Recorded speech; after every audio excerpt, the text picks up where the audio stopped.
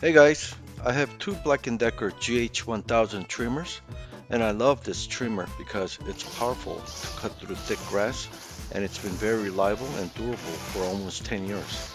However, the problem I'm having is the guard on one trimmer broke off a few years ago, and now the blade that trims the long string also broke off on the second one.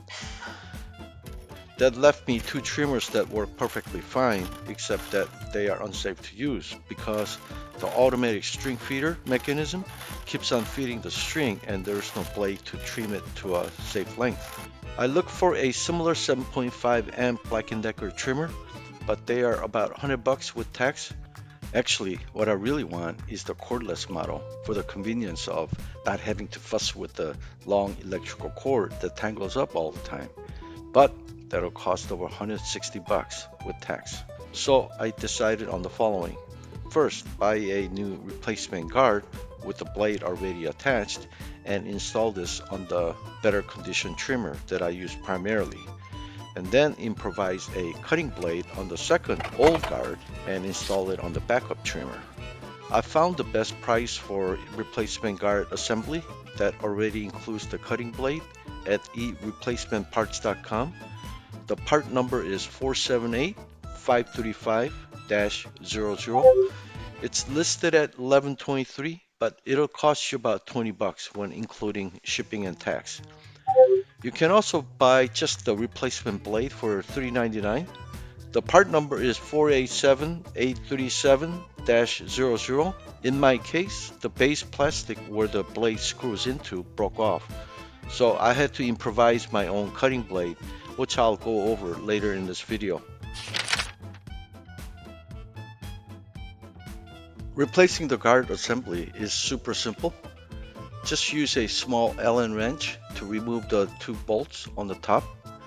If the bolts don't come off easily, do not force it and risk stripping the bolt head.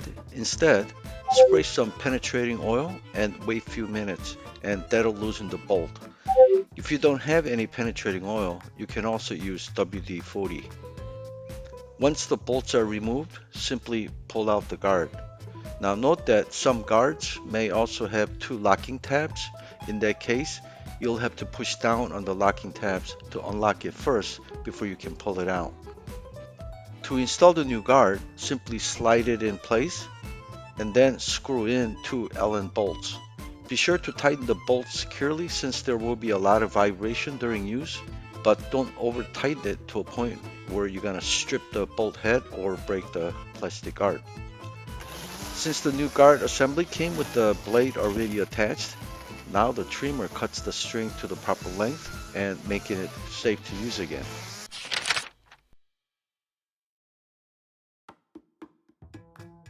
For most of you, I recommend just buying the replacement guide assembly when they break. But if you are a curious DIY person that are really frugal and practical and want to explore solutions just for the fun of it, like me, haha, then this section of the video could be interesting to you. Though I ended up with two GH1000, I'm only using the primary one and keeping the second one just as a backup, just in case I need some extra parts. That's why I installed a new guard on the primary one. And to make the second one as a usable backup without spending any money, I used the old guard and attached a cutting blade that I improvised. After looking through my junk pile in the garage, I found this door latch that fits perfectly inside the guard. I couldn't believe it. It also has two holes and it even has contour edge that lines up perfectly inside the guard.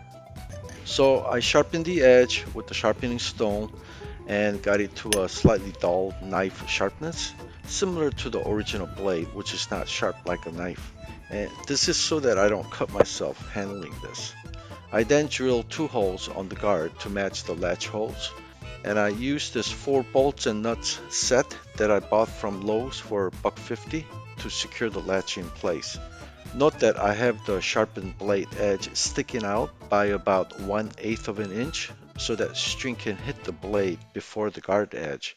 I couldn't stick it out any further because I needed to keep the bolt hole somewhat away from the edge so that it doesn't fall off.